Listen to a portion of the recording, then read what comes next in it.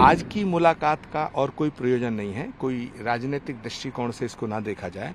श्री कल्की पीठाधीश्वर होने के नाते मैं श्री कल्की धाम के शिलान्यास के लिए उन्हें आमंत्रित करने आया था। मैं माननीय प्रधानमंत्री जी को भी मैंने आग्रह किया है, उन्होंने आने की स्वीकृति दी है। मैं आदरणीय राजनाथ जी को, भारत के रक्षा मंत्री जी को आमंत्रित करने आया था। 19 फरवरी को श्री कल्की धाम का शिलान्यास हो रहा है। मैं उस शिलान्यास समारोह के लिए मैं आदरणीय राजनाथ जी को, भारत के रक्षा मंत्री जी को आमंत्रित करने आया था। मैंने उन्हें निमंत्रण दिया है, मैंने उनको आमंत्रित किया है और उनसे आग्रह किया है कि भगवान के होने वाले अवतार श्री कल्की अवतार, श्री कल्की धाम का शिलान्यास समारोह जो हो रहा उसमें वो पधारें। जी सर, कुछ सोर्सेज ये कह रहे हैं कि आपका ऐसे आके मिलना और जिस तरह के स्टेटमेंट्स आपके रहे हैं तो आप जल्दी बीजेपी भी ज्वाइन कर सकते हैं। आज की मुलाकात का और कोई प्रयोजन नहीं है, कोई राजनीतिक दृष्टिकोण से इसको ना देखा जाए।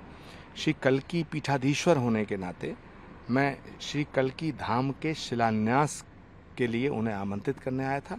मैं माननीय प्रधानमंत्री जी को भी मैंने आग्रह किया है, उन्होंने आने की स्वीकृति दी है और हम लोग चाहते हैं, देश के करोड़ों सनातन धर्म को मानने वाले चाहते हैं कि जिस तरह माननीय प्रधानमंत्री जी ने भगवान राम के मंदिर का काम किया है और उसका भव्य मंदिर बन के तैयार हुआ, उसी तरह श्री कल्की भगवान के धाम का शिलान्यास भी माननीय प्रधानमंत्री जी करें। उन्होंने मेरी प्रार्थना को स्वीकार किया है और आज मैं रक्षा मंत्री जी को आमंत्रित करने आया था। लेकिन सर जिस हिसाब से अगर दूसरी तरफ बात करें, आप मंदिर और राम मंदिर की बात कर रहे हैं, तो ज्ञानवापी भी एक बड़ा मुद्दा चल रहा है। तो ज्ञानवापी को देख के किस तरीके से जो सब चीज़ें चल रही हैं, दूसरी तरफ जो मुस्लिम पक्ष हैं उनका कहना यह है कि उनका कोर्ट जो है वो एक तरीके से बायस्ड हो रहा है, उनका ये बातें भी कहनी है। देखिए, दुनिया में भारत एक ऐसा लोकतंत्र है जिस पर सवालिया निशान नहीं उठाया जा सकता है।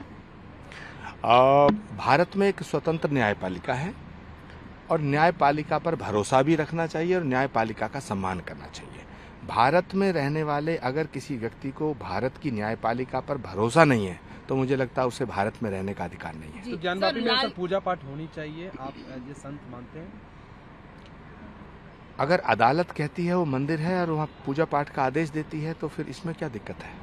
सर उनका ऑल इंडिया मुस्लिम जो ये है, उनका ये भी कहना है कि जिन्होंने बाबरी तोड़ी या बाबरी तोड़ के इस तरीके से बना के यहाँ पे मंदिर जो बनाया, उस चीज़ को लेकर उन्होंने टारगेट करते हुए भी बात की है कि बाबरी तोड़ने वालों को जो है वो दिया जा रहा है, भारत रत्न दिया जा रहा है। इस तरीके की बातें भी की जा रही है। देखिए, ये बहुत ओछी मानसिकता है, संकीर्ण मानसिकता है और हमारे यहाँ शास्त्रों में एक सूत्र है, प्रत्यक्षम किम प्रमाणम।